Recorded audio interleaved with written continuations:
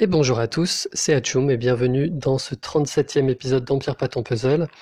Dans cet épisode, on va se faire un petit retour côté emblème. Les emblèmes, c'est quelque chose qui dans le jeu l'a énormément fait évoluer, a rajouté une grosse marge entre les personnes qui ont des emblèmes et ceux qui n'en ont pas. Donc on va étudier un petit peu, on va regarder ensemble différentes considérations en fait sur les emblèmes, différents points de vue que je peux avoir sur le sujet. Donc je préfère prévenir par avance, ça va être un épisode dans lequel il y aura très peu finalement de choses à me montrer. Je vais bien sûr utiliser un petit peu des exemples avec mes propres héros ou alors aller voir dans le classement ce qui se fait pour appuyer mes propos, mais voilà, il y aura plus à écouter qu'à regarder, ça c'est sûr. Et avant de commencer aussi, j'aimerais vraiment remercier alors toutes les personnes déjà qui m'envoient des messages sur Line, qui m'envoient des messages sur YouTube, qui me posent des questions sur les emblèmes, ça me permet de me faire un petit peu comment dire de me forger mon opinion sur les emblèmes et l'opinion que je vous présente aujourd'hui, elle s'est forgée de mon expérience et du coup de celle des autres puisque j'aide beaucoup les autres à répartir les emblèmes sur leurs héros. C'est quelque chose que j'aime bien faire aussi. Donc merci à tous ceux qui m'ont contacté sur Line et merci beaucoup spécifiquement à Inos. Et alors Inos qui a partagé avec moi des documents que je vais utiliser dans cet épisode. Et Shura qui m'a aidé à vraiment organiser mes idées sur les emblèmes en me rappelant de certaines questions existentielles que beaucoup de joueurs se posent. Donc, et qui m'a donné l'idée un petit peu du format de cet épisode où je vais faire une sorte de FAQ en fait, une sorte de foire à questions, sauf que personne ne m'a rien demandé, mais bon, on va faire comme si des gens m'avaient demandé des choses et répondre à certaines questions sur les emblèmes. Donc, la première question que j'ai envie de me poser et qui se pose, d'autant quand il y a des youtubeurs de l'acabit de Encore, par exemple, des 7DD, qui fait des remarques à ce sujet. Par exemple, encore des 7DD, ce qu'il a dit, c'est que maintenant, la ressource la plus importante dans le jeu, c'était plus les héros, mais c'était les emblèmes.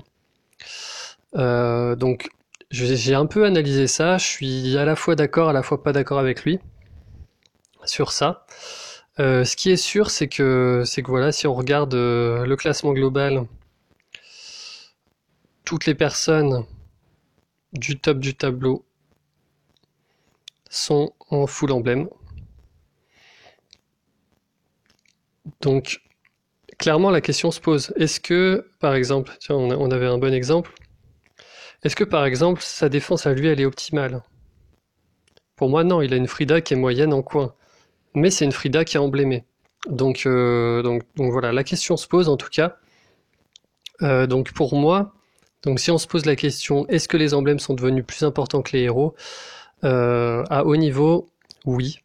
À haut niveau, c'est-à-dire qu'on a déjà un bon stock de héros. En général, on a plusieurs héros dans chaque couleur. On est capable de se monter plusieurs équipes en défense qui peuvent à peu près tourner.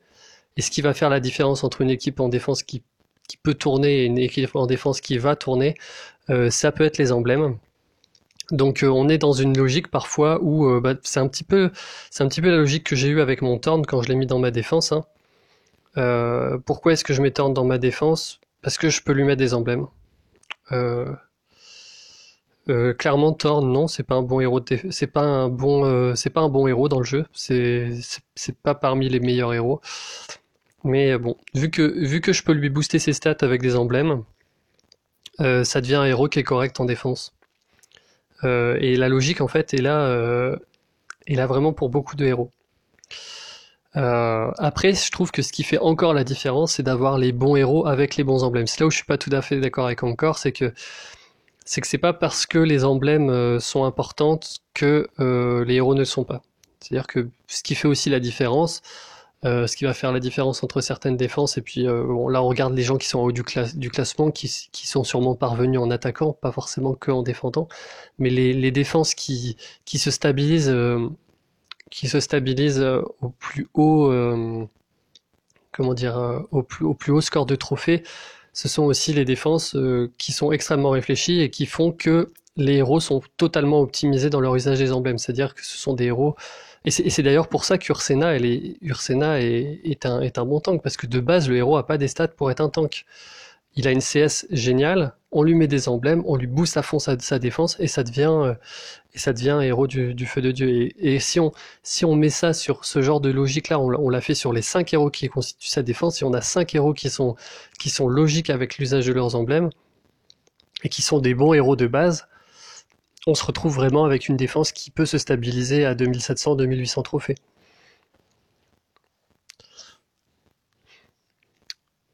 Voilà. Ensuite, aussi à tempérer, les propos d'Ankor sont à tempérer dans le sens où justement il y a certains héros, par exemple Guenièvre en fait partie, qui ne sont pas forcément en cohérence avec leur classe. Alors, il y a quelques mois, je vous aurais dit, bah du coup, ne mettez pas d'emblème sur Guenièvre. Aujourd'hui, je dis si, mettez des emblèmes sur Guenièvre si c'est votre meilleur tank, et vous utiliserez seulement la partie stat des emblèmes. Mais c'est déjà une partie qui est, pour moi, c'est la partie la plus importante en fait. Le talent, on va voir, il y a certains talents, je vais en parler plus tard, il y a certains talents qui sont vraiment forts, d'autres qui sont corrects sans plus. Mais, ce qui est sûr, c'est que si vous avez Guenièvre et que Guenièvre c'est clairement votre meilleur tank, il faut lui mettre des emblèmes en fait. Sinon elle sera pas dans votre défense, et Guenièvre elle a pour rôle que d'être dans la défense. Donc ce que je veux dire par là, c'est que les emblèmes ont un peu redéfini la puissance des héros. Il y a des héros qui deviennent très forts. C'est le cas par exemple de Kun Shen, enfin qui était déjà fort quand il est arrivé. Mais Kun Shen, il est pleinement d'accord. En fait, il est ecclésiastique. En plus de ça, il a une résistance naturelle à la baisse de défense. Donc en fait, Kun Shen, on a du mal à lui appliquer des effets, quoi. Guenièvre, ben, elle fait plus de dégâts. Si les ennemis ont plus d'effets sur eux, ça n'a pas beaucoup à voir avec son utilité. Donc ce que je veux dire par là, c'est que Guenièvre a perdu en puissance avec l'arrivée des emblèmes, et un perso comme Kun Shen est d'autant plus puissant avec les emblèmes. Donc faut avoir un peu conscience de ça, essayer de lire un peu les héros, quoi. Euh, Ensuite, là où j'ai aussi envie de tempérer les propos d'Ankor, c'est que à haut niveau, je suis d'accord avec ça. Je suis d'accord pour dire que les emblèmes, ça devient vraiment une énorme priorité pour les joueurs. Par contre, à faible niveau, non. À faible niveau, je préfère avoir des héros qu'avoir des emblèmes. Je préfère vraiment avoir des héros qu'avoir des emblèmes. C'est-à-dire que à faible niveau, il faut pouvoir se diversifier, il faut pouvoir faire beaucoup de choses dans le jeu, et, et avoir un deck assez versatile pour pouvoir faire plusieurs choses. C'est pour moi plus intéressant que d'avoir énormément d'emblèmes, les mettre sur les héros on n'a pas forcément encore les bons héros pour les mettre. Donc voilà.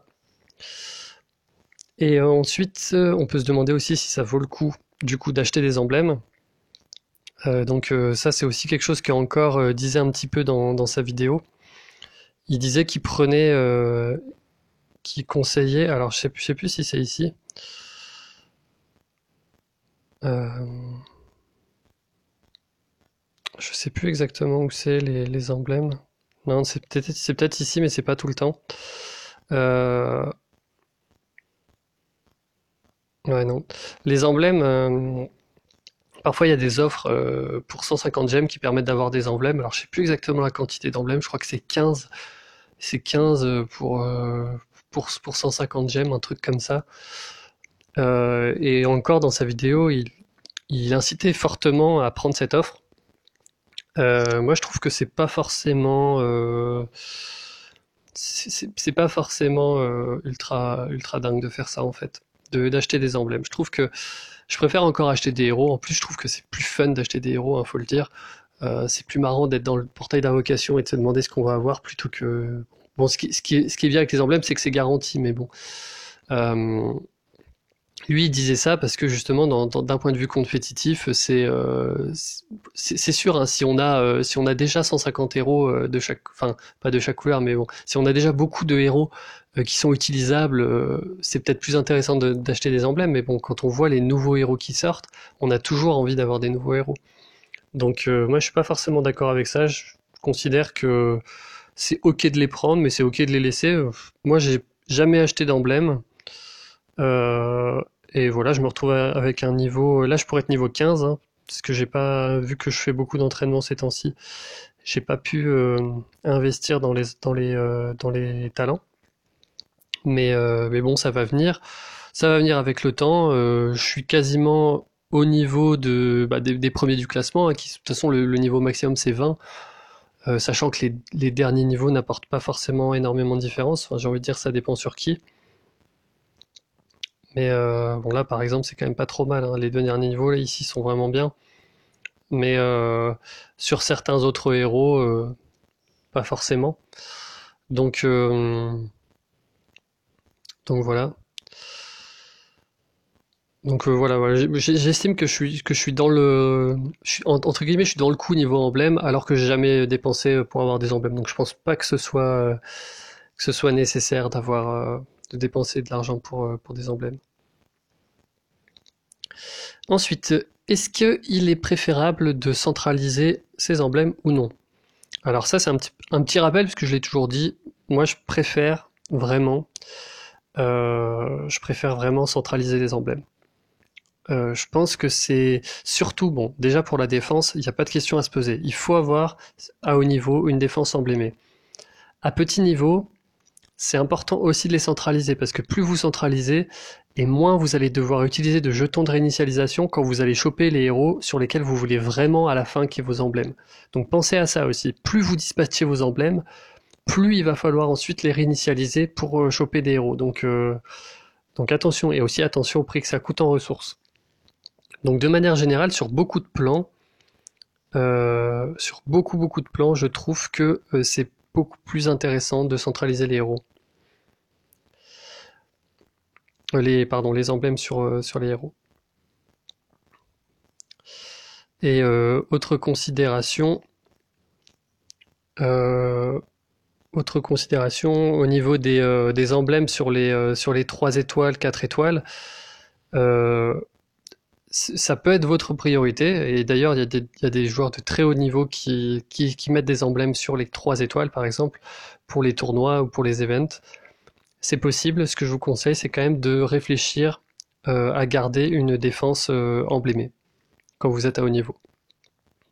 Donc gardez la défense emblémée et tout le reste de vos emblèmes, c'est que ça représente que 5 classes, hein. Il y a combien de classes? Il y en a 1, 2, 3, 4, 5, 6, 7, 8, 9, 10. Il y a 10 classes dans le jeu. Vous prenez 5 classes pour votre défense et le reste, vous mettez plein d'emblèmes partout sur des 3 étoiles, surtout que les 3 étoiles, ça coûte pas cher en emblèmes. Voilà, les prix sont vraiment réduits. Donc on a vite fait, par exemple, de se monter... par exemple, s'il n'y a pas de barbare dans ma défense, je peux monter deux ou trois Nahamag avec, par exemple, la quantité d'emblèmes là que j'ai pour Moislar. Donc je sais pas exactement combien, mais voilà. Et ensuite, autre considération, est-ce qu'il faut toujours aller au bout des arbres? Ça aussi, c'est un peu un rappel, j'en avais parlé pour mon Boltusk, sur lequel je suis pas allé au bout de mon arbre.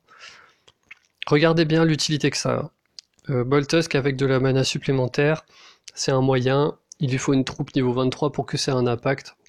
Pour l'instant, je vais pas payer 40 emblèmes et beaucoup de ressources pour ça. Et le bonus d'attaque pour un héros qui est purement défensif, ça n'aura pas beaucoup d'impact. Donc c'est cher pour ce que c'est, donc je le fais pas. Essayez de réfléchir chaque fois à ça. Par contre, quand vous aurez une défense full emblème, regardez bien. Normalement, la plupart, vous allez avoir besoin de les mettre au niveau 20 d'emblème. Et encore une fois, je parle de défense full emblème, mais c'est vraiment spécifique aux 5 étoiles, hein. Si votre défense est des 4 étoiles, c'est pas une priorité d'avoir pour l'instant une défense full emblémée. Ce sera vraiment une priorité quand ce sera des 5 étoiles. Voilà. Donc, euh, donc après, au niveau de la répartition des emblèmes, ce que je vous conseille, c'est vraiment de garder certaines classes pour votre défense, et puis voilà, les autres classes, vous les mettez là où vous voulez, selon la priorité que vous avez, si c'est les titans, les events, etc. Alors ensuite, autre question que je me suis posée et que j'avais un petit peu spoilé dans ma dernière vidéo, c'est est-ce que les emblèmes remettent en question l'usage des 4 étoiles en attaque? Et ça, vraiment, je suis persuadé que oui. Vraiment, vraiment, vraiment. On va regarder encore un peu ça, hein, mais... Ah, lui, il a pas tant d'emblèmes que ça. Il doit avoir vraiment une bonne attaque. Mais même ça, en fait, plus ça va, en fait, et là, si je mets par exemple contre... donc là, imaginons, ça c'est un Aegir. Euh, Si je mets un 4 étoiles... Bon, moi en l'occurrence, dans mon mono vert, j'ai un 4 étoiles. J'ai Buddy. Buddy, c'est un excellent 4 étoiles. Pourquoi? Parce que il a des stats de 5 étoiles, en fait, tout simplement. Il a du moins des stats défensives. Donc, quand vous utilisez des 4 étoiles sur des défenses 5 étoiles, attention à quelque chose, la défense, les points de vie. Là, Buddy peut tenir la route. Donc, lui, je peux le mettre. Par contre, voilà. Ça, je peux pas l'utiliser. Clairement, 500, 1000, elle va mourir en deux coups, en fait. Et je peux pas me le permettre. Donc, moi, je pense que les emblèmes, ça a remis en cause l'utilisation des 4 étoiles, où on peut plus mettre, par exemple, certains 4 étoiles qu'on aimait bien pour leur côté utilitaire, se dire, bon, j'enlève un 5 étoiles, je mets un 4 étoiles. Bah non, je peux plus trop faire ça. Donc, avec la plupart, hein. Et je le vois dans mon mono bleu, par exemple, où j'ai un triton non emblémé. Très souvent, il meurt trop rapidement dans le raid. Et c'est pas vraiment un plaisir. D'ailleurs, je devrais mettre Sonia, je pense, à la place. Sonia qui a un peu plus de défense. Et après, je perds des dégâts de tuiles. Donc, c'est sûr que les 4 étoiles vont contribuer aux dégâts de tuiles. Ils vont avoir de l'utilité. Le problème, c'est que leur utilité, surtout via leur CS, elle est vraiment pas garantie parce que vous avez beaucoup de chances qu'ils vont mourir avant de pouvoir faire leur CS. Par contre, euh, de la même manière qu'avant que les emblèmes existent, on pouvait attaquer des équipes de 5 étoiles avec des 4 étoiles, ben, du coup, on peut attaquer des 5 étoiles emblémées avec des 4 étoiles emblémées. Ça, il n'y a vraiment pas de problème. Et si vous vous emblémez des 4 étoiles dans cet usage-là, donc moi c'était le cas par exemple pour mon Wilbur, bon, non seulement je l'utilise souvent en titan, donc enfin je l'utilise sur 2 titans en fait, donc je suis bien content de lui avoir mis des emblèmes. Et en plus de ça, je l'utilise en attaque sur mon mono rouge. Donc là, la priorité, c'est de mettre de la défense, hein. Donc Whitbur, en plus de ça, bon, on n'a pas trop envie de lui mettre de l'attaque, hein, vu sa CS, c'est pas ça qui va être qui va avoir le plus de valeur. Mais, euh, mais augmentez bien la défense. Et si vous avez, par exemple, à emblémer un Triton, ou ce genre de héros qui est plutôt à vocation offensive, faut vraiment penser à la défense aussi. Là, même si ça, c'est très tentant de lui mettre 850 en attaque, je conseillerais quand même soit d'équilibrer son arbre, soit de le mettre en full défensif, histoire d'être sûr qu'il puisse faire sa CS. Voilà.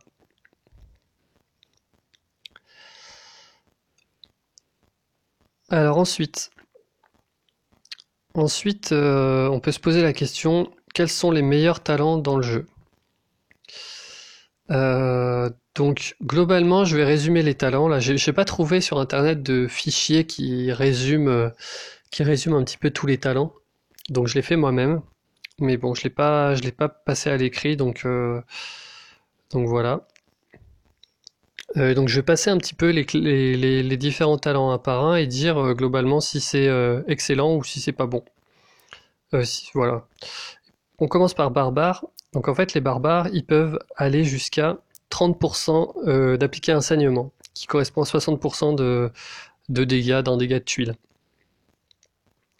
En plus de ça, alors, le problème du saignement, Oui, parce que clairement, le saignement, pour moi, ça doit être le talent le plus naze du jeu.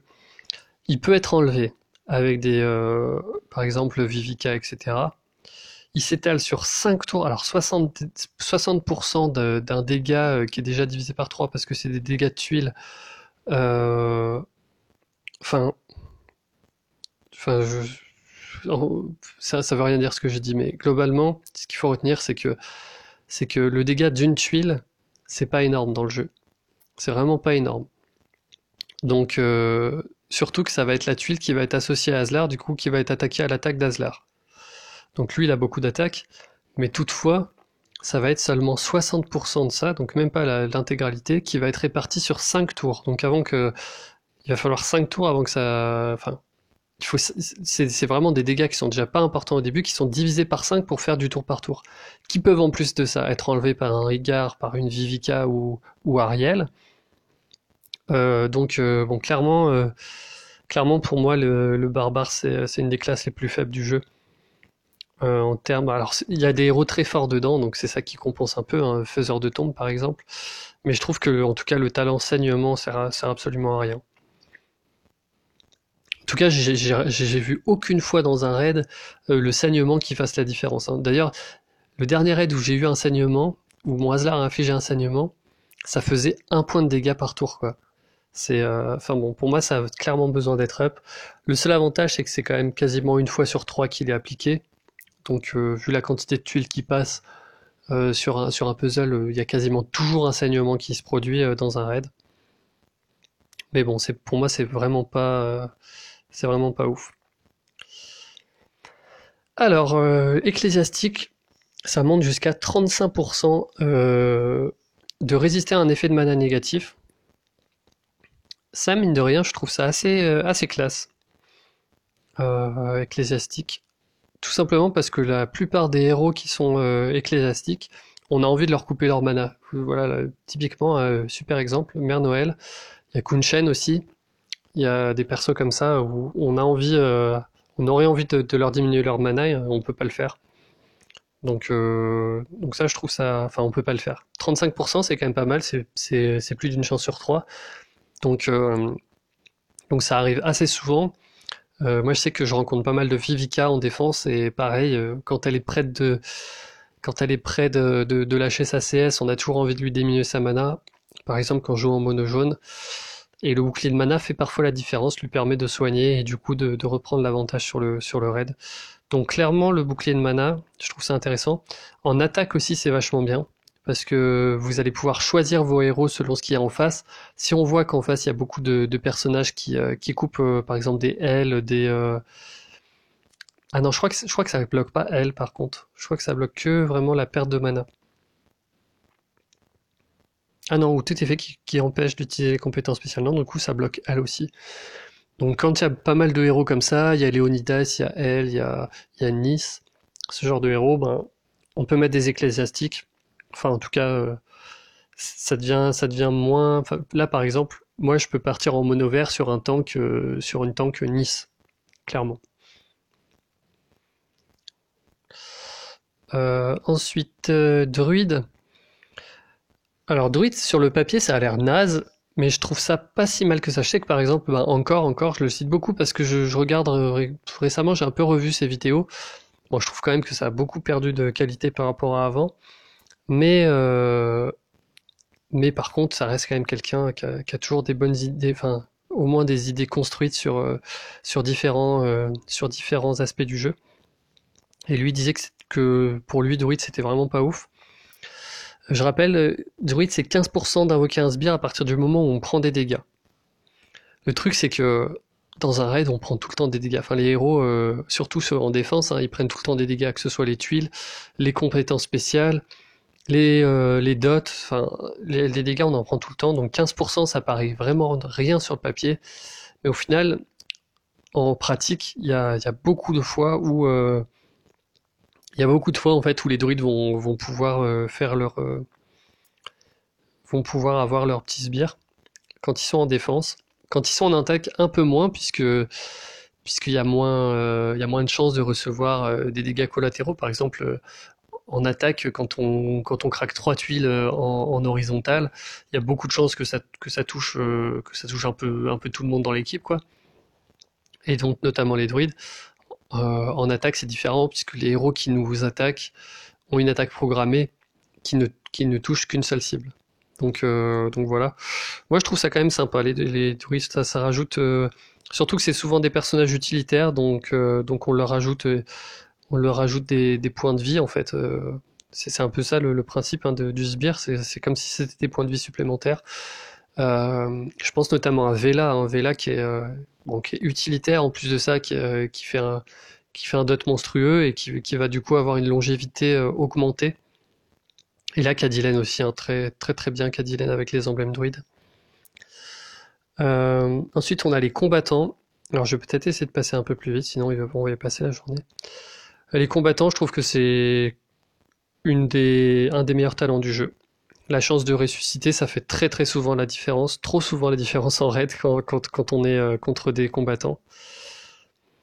Euh, Moine, c'est pas mal. C'est 30%, donc c'est 5% de moins que les ecclésiastiques d'esquiver des effets.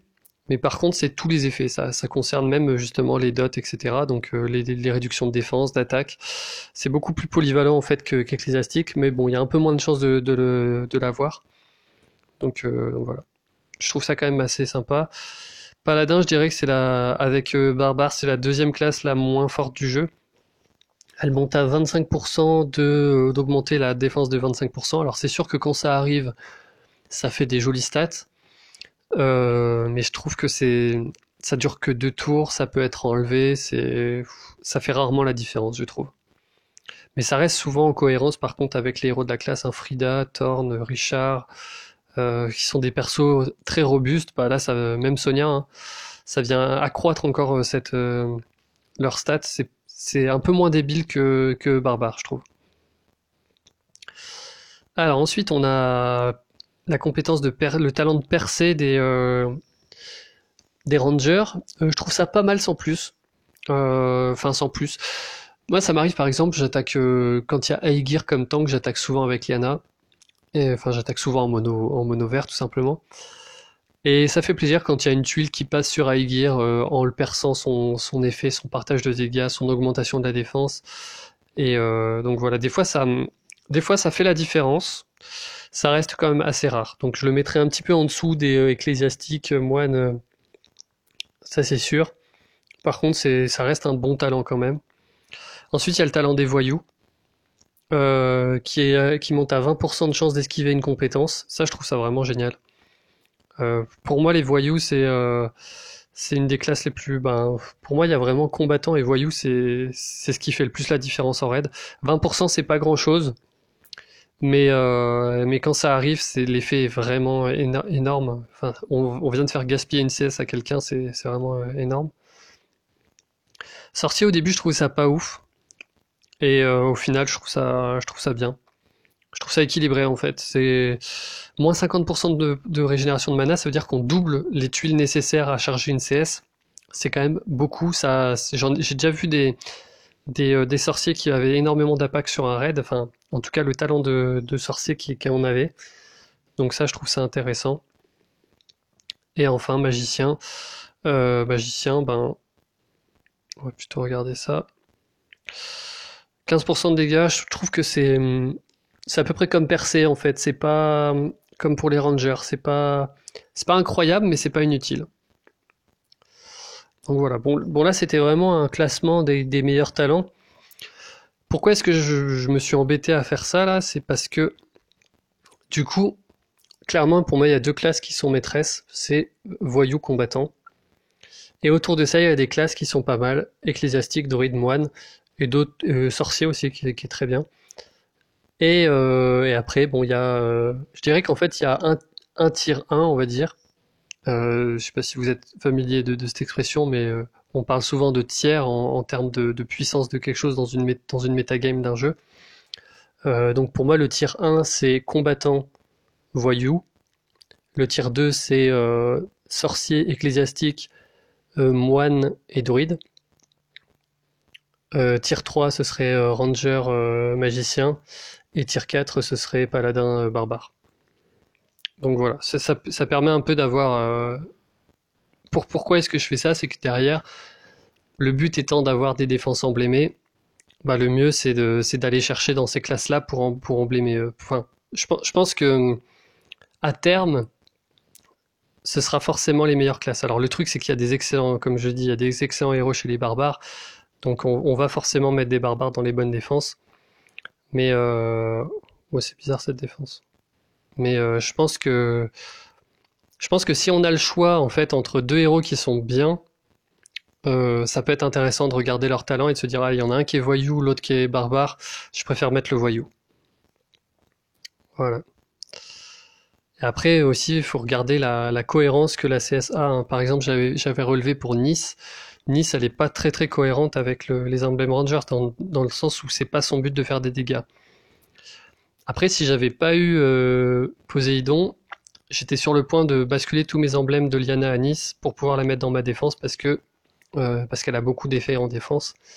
Mais bon voilà. Maintenant j'ai Poséidon, donc ce sera lui dans ma défense, donc je mets pas d'emblème à Nice. C'est un peu ce genre de logique que j'essaie de vous transmettre hein, avec cet épisode. Ensuite, autre question qu'on peut se poser, c'est comment choisir les héros à emblémer. Donc ça j'ai un petit peu déjà répondu. Donc à haut niveau c'est simple, hein, on regarde la défense GDA. Alors la défense GDA c'est très important. Parce que souvent on est en GDA, on a une couleur de tank imposée. En l'occurrence le violet, pour nous. Donc ça veut dire que déjà il faut que je prévoie un héros violet sur lequel je vais mettre des emblèmes. Voilà, il y en a par exemple dans l'équipe. Sechat, c'est pas forcément le meilleur tank hein, du jeu. Très clairement pas un héros d'ailleurs qui est fait pour être un tank. Mais par contre, on l'utilise en GDA, on met des emblèmes dessus, ça semble... Ça coule de source en fait, il faut que ça coule de source. Après, il faut que dans votre alliance, la guerre soit quelque chose de prioritaire. Si ça ne l'est pas, bah, vous emmerdez pas quoi. Là, je voulais juste voir la défense de Pestouille aussi. Voilà. En défense, sa Séchate, elle est dans son coin. Et c'est Faiseur de Tombe qui est en position de tank. Donc voilà, elle a... Après, bon, Séchate, dans tous les cas, est un bon héros à emblémer. Il faut voir aussi la polyvalence que ça peut avoir. Hein, mais je pense que la priorité numéro 1 à haut niveau, c'est la défense GDA. La priorité numéro 2, c'est la défense de raid. Où là aussi, vous allez essayer d'avoir une défense full emblème. Et ensuite, faut voir, selon vos priorités, les titans, les events et ce genre de choses. Pensez aussi les raids. Hein. Moi, par exemple, c'est une de mes priorités, c'est d'avoir des emblèmes dans mes monos. Donc voilà. Pensez polyvalence et pensez équilibre entre couleurs quand vous faites ça. Donc polyvalence, ça veut dire que si vous avez le choix entre deux héros à emblémer, qu'il y en a un où vous l'utilisez que en attaque dans votre mono et l'autre vous l'utilisez en titan et dans votre attaque en mono, le choix est vite fait. Ensuite, je pense que c'est bien de garder un équilibre entre les couleurs, d'avoir deux héros emblémés par exemple par mono.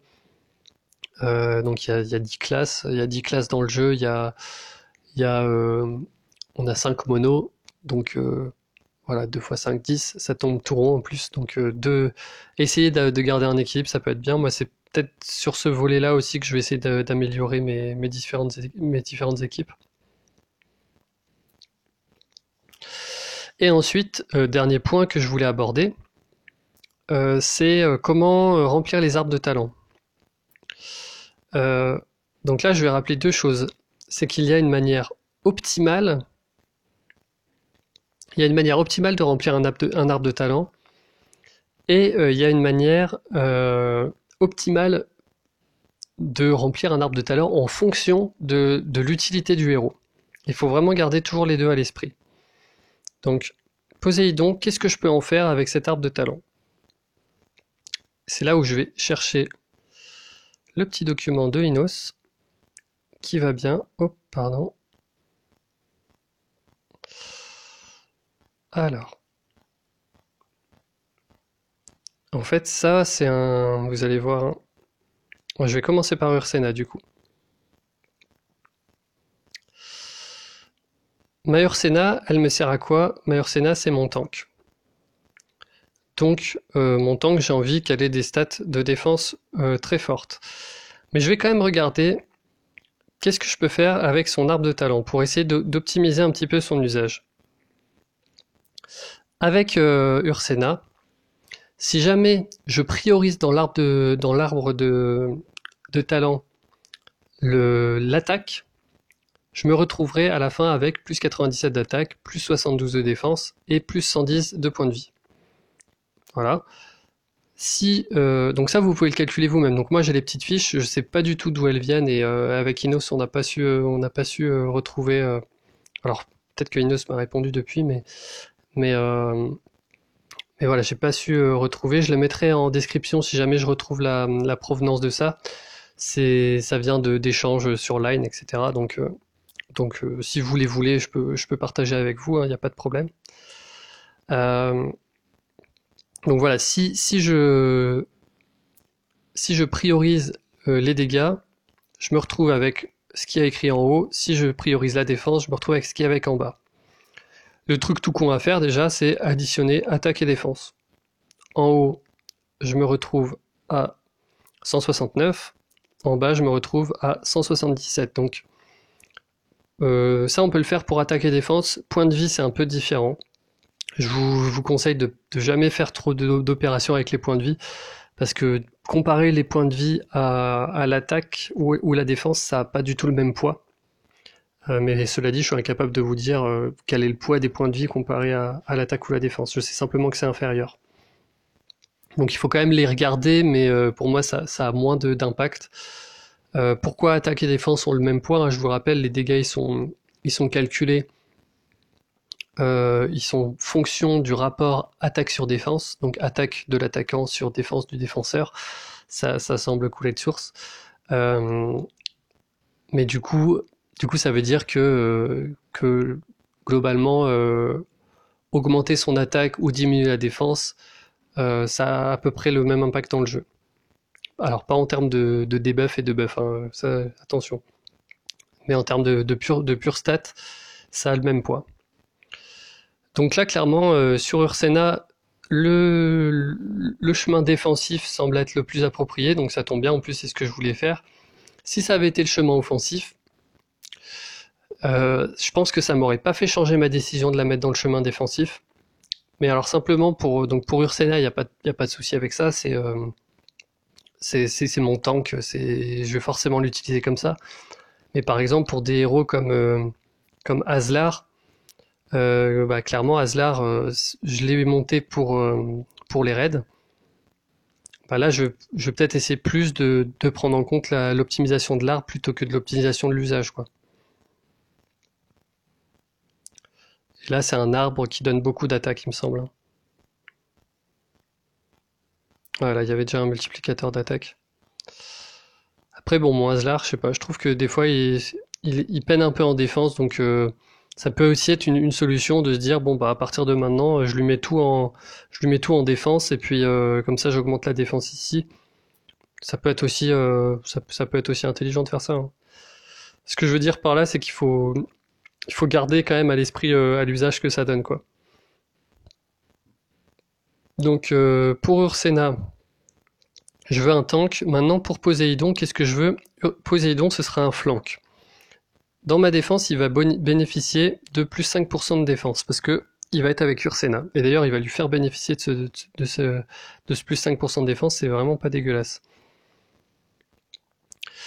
Et là, la petite feuille, elle va m'être utile, parce que de base, Poséidon, c'est plutôt un héros qui est fait pour cogner.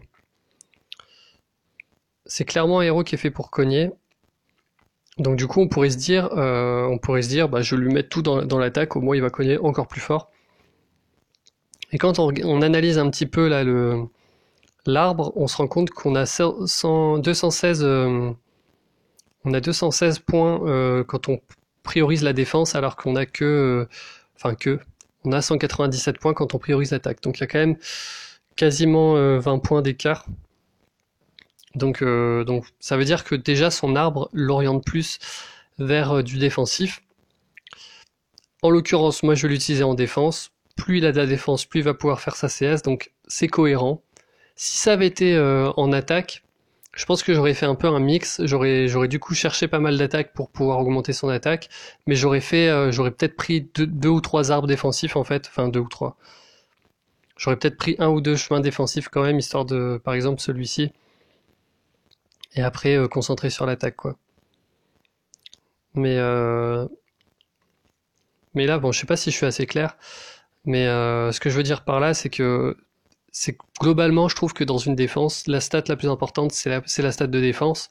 Si en plus de ça, c'est la stat qui est, euh, qui est la plus représentée dans l'arbre de talent de votre personnage, ben, n'hésitez pas à la remplir. Faut pas forcément toujours voir le côté dégâts, faut aussi voir le côté survivabilité, pardon. Donc voilà, donc moi clairement mon Poséidon, bah, je vais le remplir en optimisant la défense. Donc on va aller à gauche ici, on va prendre ça. Ici on va aller à droite. Là c'est pareil, vous voyez en face c'est des points de vie et de l'attaque. Si ça avait été du bouclier et de l'attaque, il y aurait peut-être j'aurais peut-être eu plus de questions à me poser, parce que ça peut être intéressant quand même d'avoir de l'attaque si en plus de ça on sacrifie pas de la défense. Mais vu que c'est des points de vie, je trouve que les points de vie c'est vraiment la stat la moins importante à évoluer à EP dans l'arbre des talents. Faut vraiment se focaliser sur la défense et les points de vie. Et non justement la défense et l'attaque. Donc là je vais aller à droite. Ici, alors ce bonus je le rappelle, c'est vraiment de la merde. Faut pas le faire. En tout cas, si vous pouvez vous permettre de ne pas le faire, bah, ne le faites pas. Euh, et là, même si j'avais eu un bouclier ici et une attaque ici, je serais allé chercher l'attaque ici avec la multiplication des points de vie. Donc le multiplicateur de points de vie, par contre, je le trouve assez intéressant quand même. 3% de points de vie, c'est pas négligeable. Donc là ici, ils disent pas, voilà, c'est 40 points, 42 dégâts, c'est quand même pas mal. Hein. Donc bon, vous allez me dire, normalement c'est 36, mais bon. Regardez un petit peu le montant que ça fait, mais normalement c'est quand même assez intéressant. Ensuite on prend la défense, on prend le multiplicateur de défense, qui sera du coup pas 21, qui sera déjà augmenté par les différentes défenses que j'aurais pris hein, dans l'arbre. Donc c'est pour ça que je vais le prendre. Enfin dans tous les cas je suis obligé, il est au milieu, mais c'est d'autant plus important en fait de prendre de la défense avant cette étape-là dans l'arbre. Ici, on va aller chercher un petit peu de défense. Là, honnêtement, voilà, les gens qui veulent un petit peu faire de la polyvalence et de monter dans l'arbre de talent de manière assez égale, bah, n'hésitez pas là, sur ce chemin-là. Là, on a clairement le choix direct, c'est-à-dire que on n'est pas imposé de notre choix suivant. Donc c'est là où il faut profiter pour se dire, bon tiens, j'ai envie qu'il ait un peu plus d'attaque, allez, je lui mets un petit peu plus d'attaque. Donc moi en l'occurrence, je pense que je vais quand même prendre la défense, hein, dans l'optique de le mettre dans ma défense GDA. Ici on va prendre la défense, ici on va arriver à des chances de ressusciter assez intéressantes. Ici la défense, la défense. Est-ce que j'irai jusqu'au bout de l'arbre? Je pense que oui, parce que Poséidon, c'est quand même un héros qui a beaucoup d'attaques. Donc dans tous les cas, le bonus d'attaque va être conséquent. On voit 29 alors que c'est 15 points pour un bonus d'attaque traditionnel. Donc clairement, on est dans une tranche haute. Et encore, j'ai pas compté tous les euh, tous les petits trucs d'attaque que je vais avoir pris pour prendre de la défense. Donc là, ça va être intéressant. Après, entre coup critique et bonus de mana, très honnêtement, je sais pas encore ce que je vais prendre. Je pense que sur un rapide, le bonus de mana sert à diminuer la troupe en fait. Normalement, il faut une troupe niveau 29 pour perdre une troupe de chargement sur un rapide. Du coup, avec ce bonus de 2%, c'est plus une troupe niveau 29 qu'il faut, c'est une troupe niveau 23, je crois.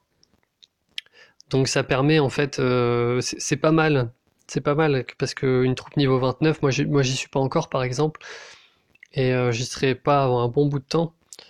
Donc si j'arrive à avoir une troupe niveau 23, ça peut être intéressant.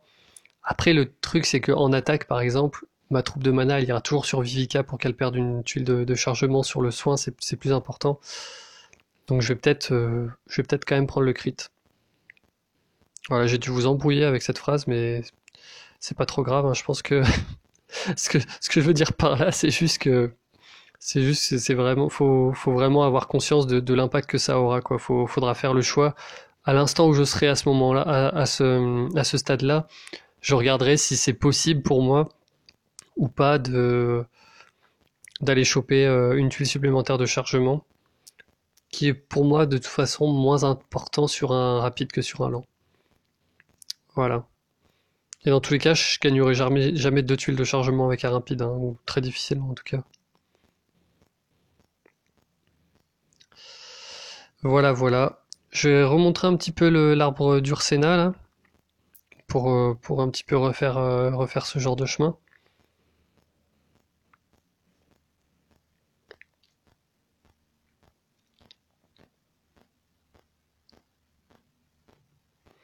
Donc là c'est pareil, hein, on est sur du défensif, on continue en défensif.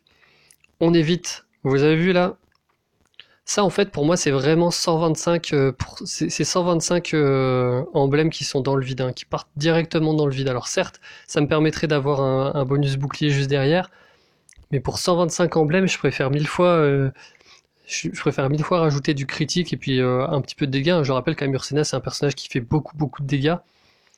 Donc ce qui veut dire là que si on regarde la fiche, si on regarde la fiche d'Ursena, moi je vais pas être totalement dans le dans ce qu'ils appellent le shield path.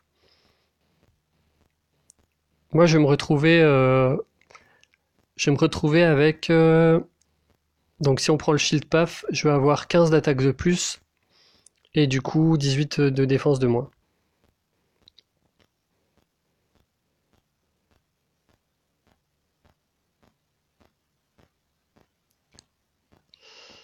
D'ailleurs, le jeu valorise plus, ça je l'ai pas dit, mais le jeu valorise plus l'attaque que la défense, hein. Moi je dis que c'est à peu près du même ordre, mais 18 points de défense pour 15 points d'attaque, ça veut dire que pour eux c'est plus important enfin, c'est plus impactant d'augmenter l'attaque que la défense. Il faut aussi avoir ça en tête, hein.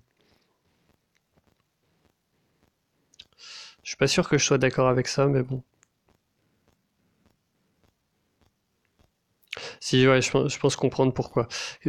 Ouais, bon, ça revient un petit peu à la vidéo que j'avais fait sur les dégâts de tuiles, mais globalement dans le jeu, les boosts d'attaque ont moins d'effet que les debuffs de défense. Donc en fait, c'est pour ça que ils mettent plus de défense dans l'arbre pour un montant d'attaque un petit peu plus faible. Et du coup, ils estiment à 3 la différence entre les deux. Bon, ça, là, on est sur des mathématiques, sur les mathématiques derrière le jeu. Je pense que globalement, ça vaut le coup dans tous les cas, d'augmenter la défense en priorité.